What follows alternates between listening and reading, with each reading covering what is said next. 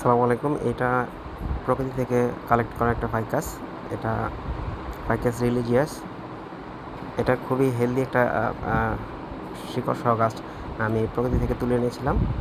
তো এটা দিয়ে আমি খুব শর্টকাট একটা বনসাই তৈরি করে নিয়েছি। দেখা যায় যে গাছটার বয়স হয়তো বা 1-1.5 বছর বা 2 বছর হতে পারে, বাট এটাকে অনেক পূর্ণ লাগতেছে জাস্ট ওই রুট ওভার রকের কারণে।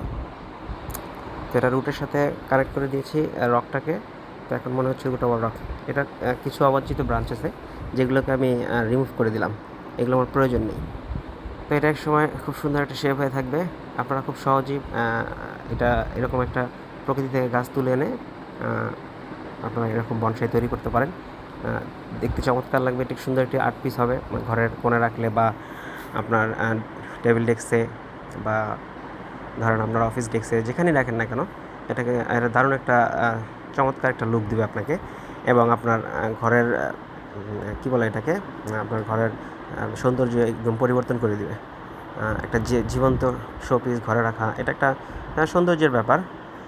তো যাই হোক, যেগুলো ব্রাঞ্চ আমার প্রয়োজন এগুলো কেটে দিয়ে সামান্য ফাঙ্গিসাইড লাগিয়ে দিলাম। এটা আস্তে আস্তে ব্রাঞ্চগুলো যখন মোটা হবে তা দেখতে খুব সুন্দর লাগবে। এটা অলরেডি পাথরটাকে ঘিরে ধরছে, তো এটাকে আমি দেখার সাথে আমি ভিজুয়াল করে রেখেছি। আমি ভিডিওর শেষে এটাকে সুন্দর করে আবার মাটির ভিতরে ঢুকিয়ে দেবো পুরো শিকড় সহকারে।